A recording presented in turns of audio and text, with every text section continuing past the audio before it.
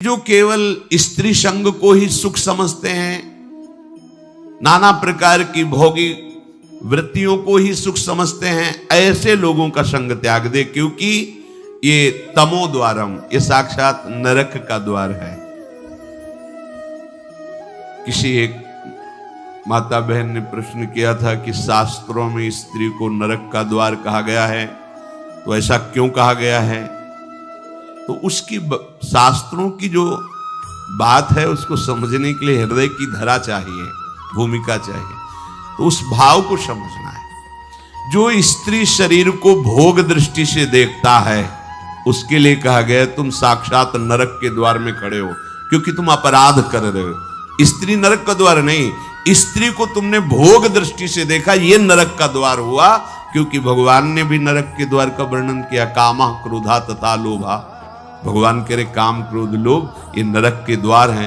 अर्थात तुमने काम दृष्टि से किसी भी माता बहन की तरफ जो भाव किया वो तुम्हें नरक ले जाएगा। उस वक्त शास्त्रों में जो शब्द लिखा हुआ उसको समझने के लिए हृदय की भूमिका चाहिए, पवित्रता चाहिए। आप लौकिक दृष्टि से नहीं समझ पाएंगे।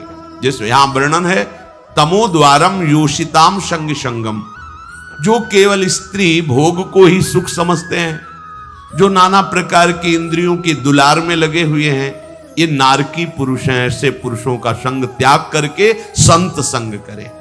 संत संग कर रहे हैं और ये भी कर रहे हैं, लाभ नहीं मिलेगा, लाभ नहीं मिलेगा। हो सकता है संत संग का कम असर और कुसंग का बहुत ज्यादा असर हो जाए, क्योंकि हम देखते हैं 5 वर्ष सत्संग सुना और 5 मिनट कुसंग हो गया तो सारे सत्संग पे कुसंग पानी फेर देता है। ऐसा क्यों हुआ? इतना कमजोर सत्संग है? बोले नहीं, अभी तुम्हें 5 मिनट दिखाई दे रहा है कुसंग, लेकिन वो 50 अनंतों वर्षों से कुसंग में ही रहा है। थोड़ा समय सत्संग का मिला, सुधार की तरफ। सत्संग का मतलब चढ़ाई और कुसंग का मतलब फिसलना। फिसलने में कितनी देर लगती है? महल बनाने में समय लगता है, बुलडोजर लगा गिराओ, शाम तक सब गिर जाएगा। 5 वर्ष की सत्संग की चढ़ाई 5 मिनट में उतार के फेंक दिया कुसंग ने, क्योंकि फिसलन, सर से नीचे आ गए।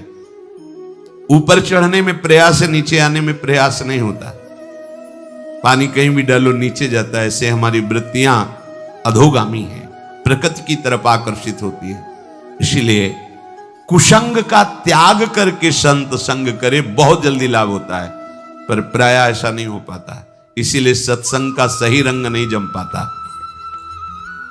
कैसे संत होते हैं? जिनके संग से जीवन मुक्तता का वर्तमान में भी अनुभव हो जाए। बोले महांतस्ते समचित्ता प्रशांता विमन्यवः सुहृदा साधो। ये वो महापुरुष जन, ये समचित्ता समदर्शिनः प्रशांता शुद्ध चित्ता विमन्यवः विगत क्रोधा सुहृदा सर्वेषां हितकांक्षिणः साधवा सदाचारा ते महांतो गेया।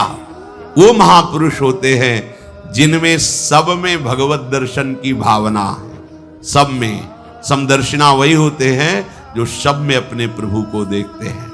वही परम संत है जो सब में अपने प्रभु को देखते हैं। विद्या विनय संपन्ने ब्राह्मणे गविहस्तनी स्वनीचो सुपाके चा पंडिता समदर्शिना, जो सब जगह अपने, वही है। ये तो बाद में पता चलता है ना कि छलिया कैसे छल रहे थे तुम आकर के, अब समझ में आया। ये पर्दे लगाकर वही है, दूसरा नहीं।